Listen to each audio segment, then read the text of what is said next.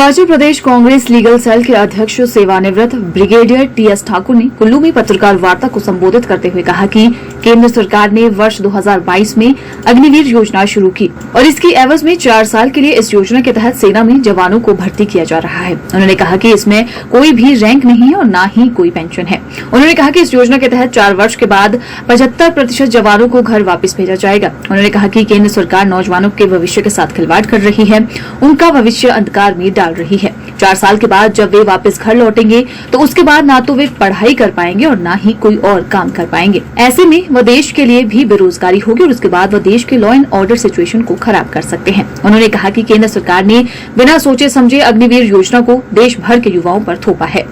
आपको मालूम है कि जून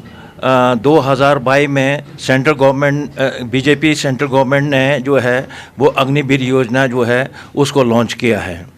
तो ये अग्निवीर योजना जो है वो 4 साल के लिए है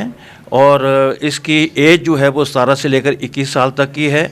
और इसमें जो है कोई इसमें रैंक नहीं है, ना ही इसमें कोई पेंशन है और 4 साल के बाद जो है वो 25% है उनको जो है वो रेगुलर किया जाएगा और 75% जो कैंडिडेट हैं उनको जो वापस घर में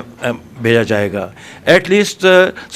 पूरा सैनिक बनने के लिए उसको जज्बा बनने के लिए तकरीबन 2 साल चाहिए। अब 6 महीने की तो ये ट्रेनिंग हो गई और 4 साल में जो है 2-2 महीने जो है उनको छुट्टी मिलेगी, तो तकरीबन 8 महीने ये हो गए, 6 महीने हो गए 14 और तकरीबन 3 साल जो है वो ये नौकरी कर पाएंगे। तो ये 3 साल में जो वो कैसे जो है वो देश में जो दूसरे सेना जो रेगुलर आर्मी है उनके साथ जो वो मैच कर पाएंगे। ये जो योजना जो है एक लंगड़ी योजना है, ना ही इसमें कोई पेंशन है, ना ही इसमें कोई उनको रैंक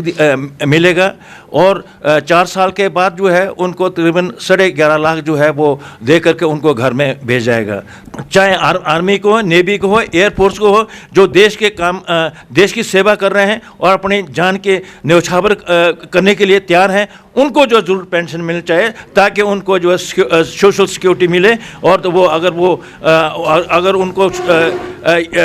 उनको पेंशन मिले और उनको जो है अगर उनके आश्रितों को जो है और फैसिलिटी मिले तभी जो है वो बेस्ट फाइट जो है वो देश के लिए दे सकते हैं।